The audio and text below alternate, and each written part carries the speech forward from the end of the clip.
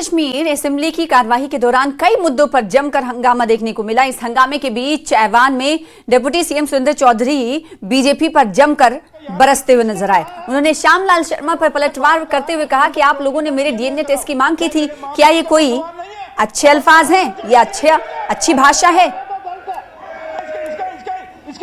बाहर कहा कि सुरेंद्र चौधरी का डीएनए कराओ, क्या मेरे माँ बाप के ऊपर सवाल नहीं है? अगर कहा है तो गलत है।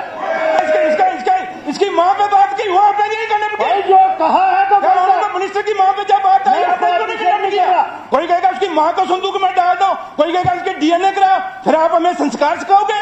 क्या हमारे माँ बाप ने संस्कार नहीं सिखाई क्या? ये गलत है आपकी बात, ये ज्ञान मत दीजिए। हमें नहीं दुख हुआ, नहीं हमें नहीं दुख हुआ, हमें नहीं दुख हुआ क्या मेरी मां को जब नहीं, आप ये बात नहीं यहाँ मत करो, नहीं ये नहीं होगा। आप दो संस्कार नहीं सिखाएंगे। अगर हमारा डीएनए टेस्ट होगा तो हम उनका भी कराएंगे और उनको बांध कर कहेंगे। रियासती दर्जे की बहाली के मुद्दे पर एनसी और बीजेपी के बीच जबानी जंग छिड़ गई है। एनसी के अरकान असेंबली ने जम्मू कश्मीर को रियासत की बहाली का दर्जा की मांग देते हुए जम्मू असेंबली के अहाते के सामने एहतजाजी मुजाहरा किया। हालांकि जम्मू कश्मीर असेंबली में विपक्ष के नेता opposition leader LOP Sunil Sharma ने नेशनल कॉन्फ्रेंस का मजाक उड़ाते हुए कहा कि उन्होंने ये एहतजाजी मुजाहरा सिर्फ इसलिए किया क्योंकि पीर को एलजी के खिताब में रियासत के दर्जे के मुद्दे का कोई जिक्र ना होने के बाद उन्हें काफ़ी तनकीदों का सामना करना पड़ा था। उन्होंने कहा कि उमर अब्दुल्ला को किसी भी तरक्याती काम में कोई दिलचस्पी नहीं है, बल्कि वो सिर्फ वक्त बर्बाद कर रहे हैं। दूसरी जानिब एनसी अरकान असेंबली और एनसी विधायक हैं, इनका नाम मीर सैफुल्ला है, जो कि मंत्री भी रह चुके हैं। उन्होंने पलटवार किया। उन्होंने बीजेपी को एक निराश पार्टी बताया जिससे लोगों की उम्मीदों को पूरी तरह पूरा करने में कोई दिलचस्पी नहीं। मेरे साथ इस वक्त जुड़े हैं मीर सैफुल्ला, फॉर्मर मिनिस्टर और लेजिस्लेटर कुपवारा से है, नेशनल कॉन्फ्रेंस से। न्यूज़ 18 से बात करने के लिए शुक्रिया।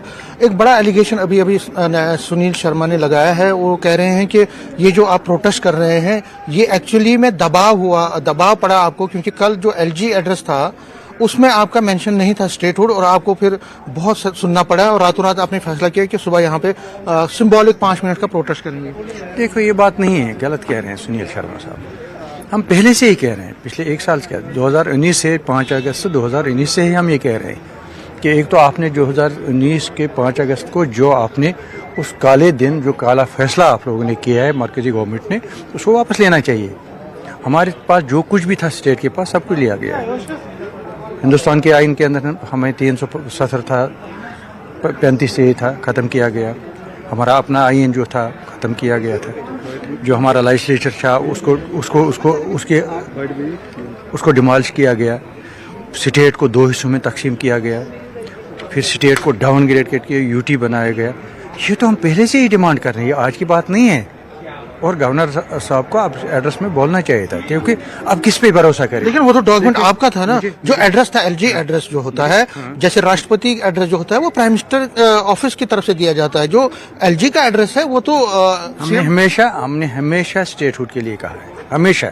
आप एक चीज आपको समझना चाहिए, आप तो समझते हैं, आपको मालूम है कि कुछ चीजें ऐसी हैं जो इस सरकार, जो हमारी लोगों की जो बनी हुई सरकार है, चुनी हुई सरकार है, उस तक नहीं है। हमारी डिमांड है, इस सरकार की भी डिमांड है, हमारी पार्टी की भी डिमांड है, स्टेटहुड को बहाल किया जाए। न सिर्फ स्टेटहुड को, बल्कि 5 अगस्त 2019 को जो फैसला लिया गया उसको वापस कर लीजिए।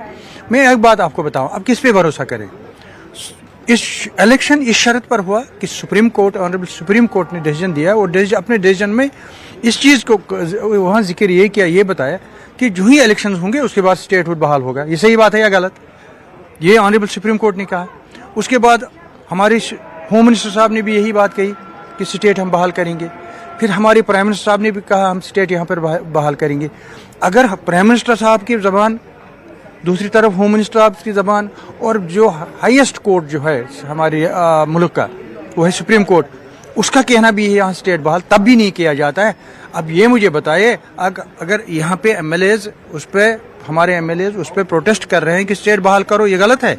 अगर यहाँ पर कल लोग भी ये इसके लिए प्रोटेस्ट करेंगे कि यहाँ स्टेट हमें बहाल करो, मेरे ख्याल वो भी जायज होंगे। अच्छा, एक और चीज, ये सिर्फ जम्मू और कश्मीर की बात नहीं है, पूरे जम्मू कश्मीर की बात है, सब लोगों की बात है। सब लोग चाहते हैं कि यहाँ पे स्टेट बहाल हो, और होनी चाहिए। क्यों ही ऐसा न हो कि जितना देर लगेगा लोगों में एक लावा पक रहा है, एक बन रहा है, एक लावा बन रहा है लोगों के अंदर। तो उनके दिलों में एक लावा पक रहा है कि हमारे साथ जाति हो रही है, डिस्क्रिमिनेशन हो रही है, नाइंसाफियां हो रही है। और जब जिस दिन ये लावा फट जाएगा उस दिन लोग बाहर सड़कों पर आएंगे और सड़कों पे आके ये कहेंगे हमें स्टेट बहाल करो। कैमरामैन चांद के साथ में समीर भट्ट, न्यूज़ 18 जम्मू। तो ये विधानसभा के परिसर में नेशनल कॉन्फ्रेंस ने एहतजाजी मुजाहरा किया। स्टेटहुड की बहाली को लेकर वक्तन फवक्तन नेशनल कॉन्फ्रेंस की तरफ से भी एहतजाज किया जाता है। देखिए, बरसरे इक़्तिदार पार्टी भी एहतजाज कर रही है। ये अपने आप में दिलचस्प मुद्दा है, क्योंकि जो सत्ता में होते हैं उनकी तरफ से प्रदर्शन नहीं बल्कि अपोजिशन पार्टियों की तरफ से एहतजाज किया जाता है। लेकिन यहाँ मुद्दा ही कुछ अलग है। इन तमाम लीडरान का ये कहना है कि हमसे जो वादा किया गया था रियासत की बहाली का, हमारे 2 टुकड़े कर दिए गए थे। यानी 2019 में जो फैसला 5 अगस्त को लिया गया था, एक तो आर्टिकल 370 को वापस लिया गया और दूसरी तरफ जम्मू कश्मीर और लद्दाख को बांट दिया गया, यूटी में तकसीम कर दिया गया। तो हम ये चाहते हैं कि रियासत का मुकम्मल दर्जा हमें वापस दिया जाए। इसको लेकर इन्होंने प्रदर्शन किया। हिंदू मुस्लिम जम्मू कश्मीर के नाम पे इस यूनिवर्सिटी को रोकना ये कौन सी जायज बात है। इसके लिए भारतीय जनता पार्टी का विधायक दल आज भी एनएलयू की डिमांड में खड़ा है, खड़ा रहेगा। ये it is up to now government of Jammu and Kashmir, ये इस लड़ाई को कहां तक लेना चाहेंगे।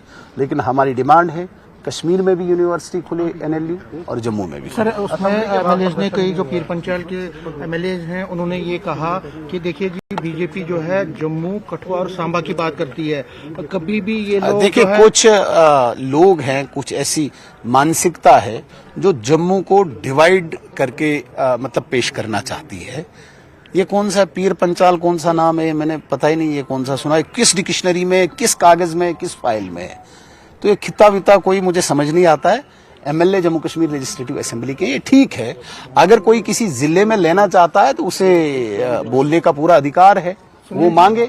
लेकिन उसके लिए जो गाइडलाइंस होती है, 100-200 एकड़ जमीन चाहिए, वहां पे फ्री ऑफ कास्ट जमीन चाहिए, वहां पे जो पैरामीटर्स हैं वो जहां सूट करते हैं बनाओ। हमें और अमेरिका से हुए ट्रेड डील पर सीएम उमर अब्दुल्ला ने खुशी का इजहार किया और कहा है कि पहले टैरिफ भारी पड़ रहे थे, लेकिन टैरिफ कम होने से हमारे निर्यातकों और कारोबारियों को फायदा होगा। टैरिफ क्यों लगे ये भी हम अच्छी तरह से जानते हैं। अमेरिका के सदर इस बात से खुश नहीं थे कि हम रूस से तेल खरीदने का काम कर रहे थे।